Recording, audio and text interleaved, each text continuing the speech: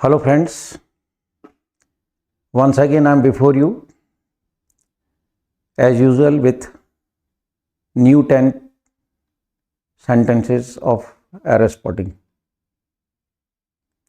So let us move to find out the errors in the sentences before you on the screen.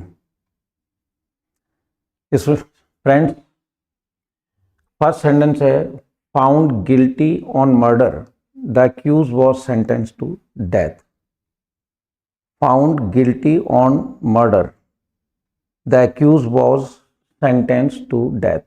Hindi है found guilty on murder, कत्ल का अपराधी पाकर the accused जो आरोपी था was sentenced to death, उसे सजाए मौत दी गई, यानी मौत की सजा सुनाई गई. सेंटेंस का मतलब यहाँ सजा से है, सजा देना. उसे मौत की सजा सुनाई गई. ठीक है, कत्ल का अपराधी पाकर, ठीक है, अपराधी को सजाए मौत सुना दी गई. फ्रेंड्स इस सेंटेंस में फाउंड गिल्टी ऑन मर्डर, देखिए इस मर्डर के यहाँ ये प्रीपोजिशन डिलीट करेंगे और यहाँ आ जाएगा ऑफ मर्डर. मर्डर और डेंजर ये दो ऐसे शब्द होते हैं, उनके पहले प्रीपोजिशन ऑफ का यूज किया जाता है, ना कि on. So just to correct this sentence we have to delete preposition on and we have to insert preposition of. As I told you, murder और डेंजर के पहले ऑफ प्रीपोजिशन फिक्स है. Clear? Let us move to the second one. Neither the size nor the color of the gloves were right. कोई व्यक्ति ये gloves लेके आया, ना साइज सही था ना उसका कलर सही था. Again, neither the size nor the color of the gloves were right. Clear? Neither the size nor the color of the gloves, जो ग्लव्स लेके आया कोई व्यक्ति, उसका ना साइज सही था ना कलर सही था. देखिए नीदर नॉर का केस है और नीदर नॉर में डबल सब्जेक्ट का केस है. जब हम आगे चलेंगे तो हम आपको बताएंगे कि नीदर नॉर का यूज इंग्लिश की दुनिया में 3 तरह से होता है. ठीक है, बट लेट द मोमेंट कम, उस क्षण को भी आने दो. Right now regarding this sentence में ये कहूँगा कि जब नीदर नॉर का डबल सब्जेक्ट का सेंटेंस होता है, ऐसे सेंटेंस के अंदर जो हेल्पिंग वर्ब होता है, neither the size nor the colour of the gloves, ये हेल्पिंग वर्ब जो आता है वो अकॉर्डिंग टू सेकंड सब्जेक्ट आता है. Neither the size nor the colour of the gloves were नहीं, अकॉर्डिंग टू सेकंड. सेकंड क्या है? कलर. नॉर के बाद कलर है तो कलर के हिसाब से हम यहाँ पे हेल्पिंग वर्ब वॉज लगाएंगे. फिर सुनिए, नीदर नॉर का केस है, इसमें डबल सब्जेक्ट है. एक सब्जेक्ट नीदर के बाद आ रहा है और एक नॉर के बाद आ रहा है. तो whenever the sentence of double subject of neither nor is before you, in such a sentence helping verb is always written as per the second subject. तो अपन को कलर को देख के और अपने को यहाँ वॉच करना है. इसको अगर मैं यूं कहूँ, नीदर राम नॉर बॉयज, अगर मैं नीदर राम नॉर बॉयज करता हूं तो बॉयज को देख के हम यहाँ पे वर्क करेंगे. एक एग्जाम्पल रख रहा हूं मैं आपके सामने समझाने के लिए, क्योंकि यहाँ पर क्या है, नीदर के बाद जो साइज है ये भी सिंगुलर है और नॉर के बाद भी सिंगुलर है. ठीक है ना, तो कंफ्यूजन हो सकता है. उसको समझाने के लिए मैंने कहा, if I say neither Ram nor boys, neither Ram nor boys are basking, ना तो राम ना लड़के धूप खा रहे हैं. बास्क में धूप खाना, तो हमको नीदर राम नॉर बॉयज, तो बॉयज के हिसाब से चलना पड़ेगा. तो यहाँ कलर सिंगुलर है, वर हटा के हमें वॉश करना पड़ेगा. Now the sentence is correct. तो neither the size nor the colour, तो helping verb will be use as per the second subject, that is colour. तो कलर को देख के हमको चलना है. तो यहाँ पर मतलब अपन, ठीक है, यहाँ पे अपन वॉच कर देंगे.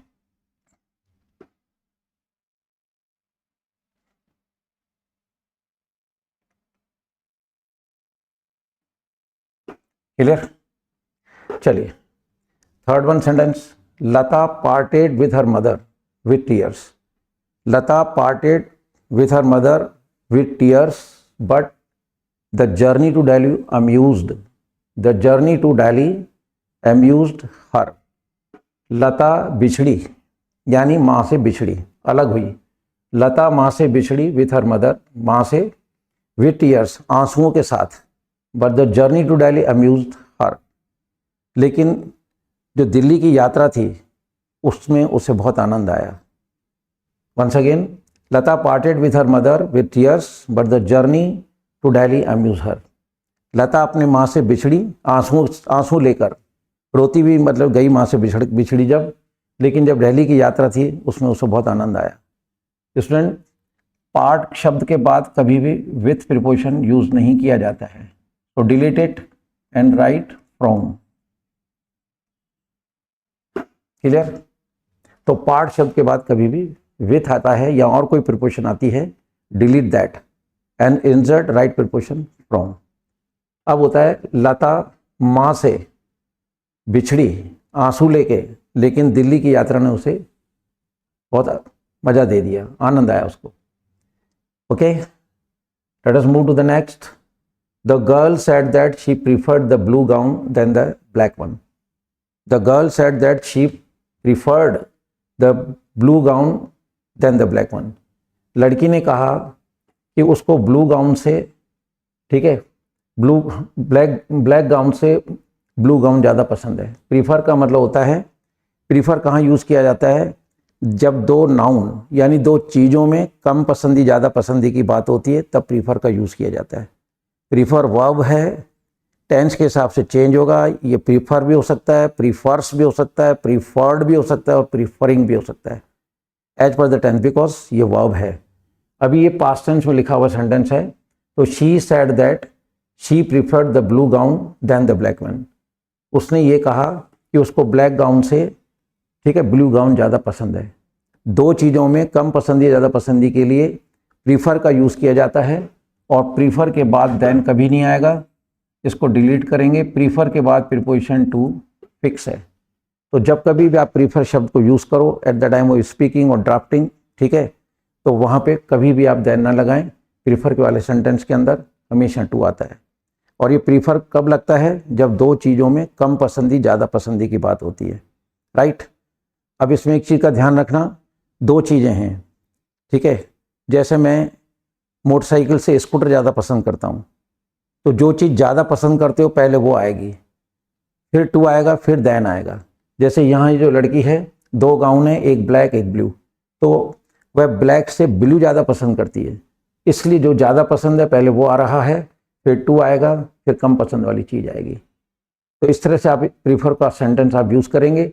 But the thing what we have to keep in the mind is कि प्रीफर के बाद कभी देन नहीं आएगा, और कॉम्पिटिटिव एग्जाम में देन ही देंगे, इस पर क्वेश्चन बनता ही बनता है। आप देन को हटा के टू कर दीजिए। Okay, move to the next. The gentleman together with his wife and daughter. The gentleman together with his wife and daughter were drowned. कोई व्यक्ति है, वो अपनी पत्नी और अपनी बेटी के साथ पानी में बह गया। ड्रॉन्ड मतलब डूब गया, बह गया, राइट। स्टूडेंट्स देखो, ये इंग्लिश का एक यूज़ है, the gentleman together with his wife. ये जो विथ प्रीपोजिशन आ रहा है टुगेदर के बाद, सुनना जरा ध्यान से, दो सब्जेक्ट के बीच में जेंटलमैन है, दूसरी तरफ हिज वाइफ एंड डॉटर, दो सब्जेक्ट हैं। दो सब्जेक्ट के बीच में जब वर्ड विथ यूज़ किया जाता है तो helping verb as per first subject use किया जाएगा। तो यहाँ जेंटलमैन में MAN आ रहा है, देखिए, इट मीन्स सिंगुलर है ये, तो आगे वर ना होकर के और आपको वॉच करना है। So we have to delete were and in place of we have to insert was. फिर सुनिए, इंग्लिश का यूज़ है ये, एक नियम मान लो, यूज़ मान लो कि जब दो सब्जेक्ट के बीच में, राइट, जब दो सब्जेक्ट के बीच में यहाँ पर विथ आ रहा है, तो आप इस विथ को, ठीक है, विथ आ रहा है दो सब्जेक्ट के बीच में, इधर जेंटलमैन है उधर वाइफ और डॉटर है, तो whenever between two subject word with is there in such a sentence helping verb is always used as per the first subject. तो अब जेंटलमैन के हिसाब से यहाँ पे वॉज आएगा। यहाँ पे वाइफ और डॉटर साथ कोई इन्वॉल्वमेंट नहीं है। क्लियर? स्टूडेंट, यहाँ विथ की जगह दो शब्द और आ सकते हैं। एक शब्द आएगा आपका इन addition to,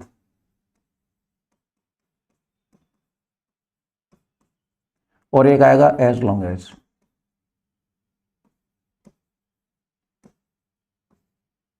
sorry, as long as नहीं, एज वेल एज।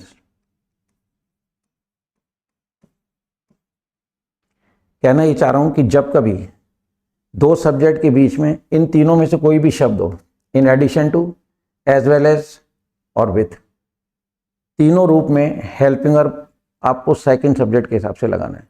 इस सेंटेंस को ऐसे ही बोल सकते हैं आप, द जेंटलमैन टुगेदर, ठीक है, with his wife and daughter.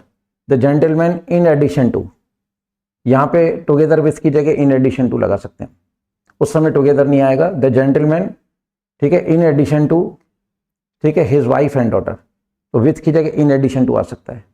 As well भी आ सकता है, the gentleman as well is his wife and daughter.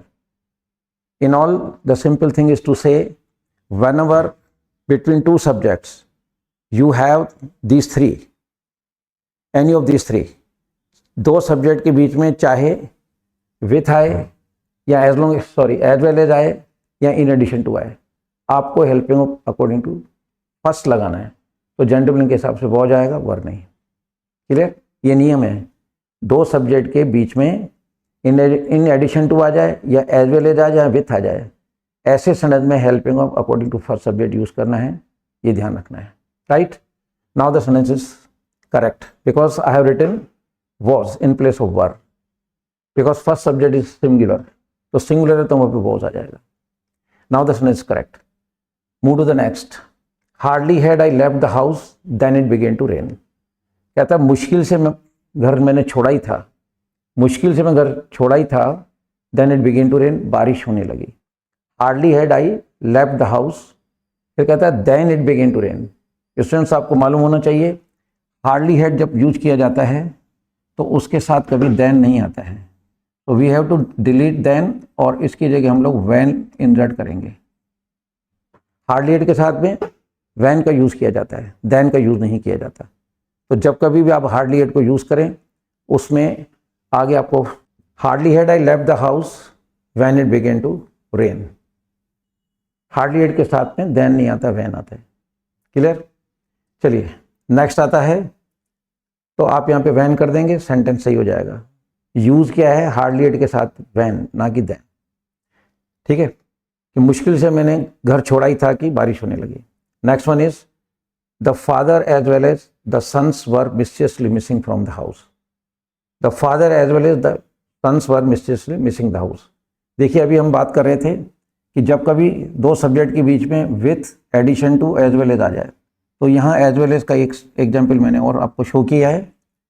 ठीक है, अगेन इन दिस सेंटेंस देखिए हेल्पिंग वर्ब यहाँ वर आ रहा है, हमको अकॉर्डिंग टू फर्स्ट लगाना है, और फर्स्ट सब्जेक्ट हमारा सिंगुलर है, तो फादर के हिसाब से यहाँ वर ना करके वॉज होगा। वही बात आ जाती है कि जब कभी दो सब्जेक्ट के बीच में क्या हो रहा है, जब कभी दो सब्जेक्ट के बीच में एज वेल एज आ जाता है या इन एडिशन टू आता है या विथ आता है, विथ, इन एडिशन टू या एज वेल एज आ जाए हेल्पिंग अकॉर्डिंग टू फर्स्ट, तो आपको बोला जाए फादर के हिसाब से वॉज लगाना है। Correct? Next one, instead of his busy and hard life. कोई व्यक्ति है बहुत बिजी रहता है और बहुत हार्ड लाइफ है उसकी, मतलब बहुत मेहनत करता है। he still retains freshness and robustness। उसके बावजूद भी उसने अपने आप को, रिटेन का मतलब है अपने आप को बनाए रखा है उसने, क्या? तरोताजा और मजबूत। फ्रेशनेस, ठीक है, मतलब ताजापन। रोबस्टनेस, मजबूतपन। तो instead of his busy and hard life, कोई व्यक्ति है उसकी बहुत व्यस्त और बहुत कठोर लाइफ के बावजूद भी उसने अपने आप को तरोताजा और मजबूत बना रखा है। राइट? देखो, instead of his busy and hard life, इसमें इंस्टीड का मतलब होता है के बजाय, तो यहाँ के बजाय आवाज़ नहीं आ रही है, के बावजूद। इसकी हिंदी करेंगे तो बिजी और कठिन लाइफ के बजाय नहीं, के बावजूद भी, तो हिंदी के हिसाब से इसका सेंस देखना है। इसकी हम हिंदी करेंगे तो यहाँ पर मतलब ये इंस्टीड ऑफ, इंस्टीड हट जाएगा और हम लिखेंगे इन स्पाइट ऑफ। ऑफ तो रहेगा ही, क्योंकि इन स्पाइट ऑफ एक फ्रेज है, इसकी हिंदी है के बावजूद। तो व्यस्त और कठिन जीवन के बावजूद भी उसने अपने आप को तरोताज़ा तथा मजबूत बनाए रखा है, ये इसकी हिंदी है। तो के बावजूद जहाँ आ रहा है तो वहाँ पे इंस्टीड ऑफ नहीं आएगा, इन स्पाइट ऑफ आएगा। ये शब्द इन स्पाइट ऑफ होता है, इसको साथ बोले in spite of, right? Clear? Now the sentence correct. Move to the next, second one, sorry second last. It is in 1929 that we first flew to the union state. कहता है हिंदी इस sentence की, it is in 1929, कहता है यह 1900, ठीक है, 1929 का वर्ष था, समय था, that we first flew to the united state. मतलब हमारा जो प्लेन है पहली बार 1929 के अंदर यूएस गया, पहली बार लैंड किया वहाँ उसने। तो जब हम 1929 की बात कर रहे हैं, ये पास्ट है, तो यहाँ पे इज नहीं आएगा, हमको इज हटा के यहाँ वॉच करना पड़ेगा। क्लियर? तो ट्रांसलेशन पे मास्टरी करना जरूरी है। उसके बाद है सेंस। जब सेंस लगाएंगे तो ऑटोमेटिक चीज़ें समझ में आती चली जाती हैं। तो द लास्ट, सेकेंड लास्ट हमारा इट इज़ इन 1929, तो इट इज़ नहीं, क्योंकि 1929 इटसेल्फ इज़ वेरी पास्ट, तो हम यहाँ पे वॉच कर देंगे।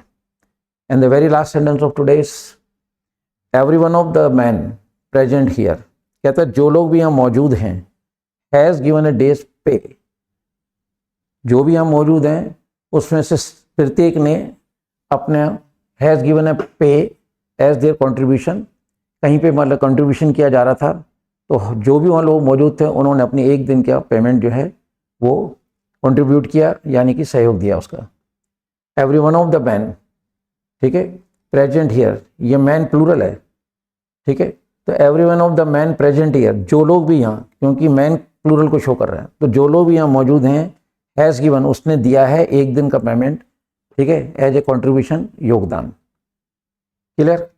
तो every man of the man has given A days पे एज देयर कंट्रीब्यूशन। स्टूडेंट, एक यूज़ है कि कोई भी सेंटेंस जो ईच और एवरी से शुरू होता है, उस सेंटेंस के अंदर जो पॉजिटिव प्रोनाउन आता है वो सिंगुलर आएगा।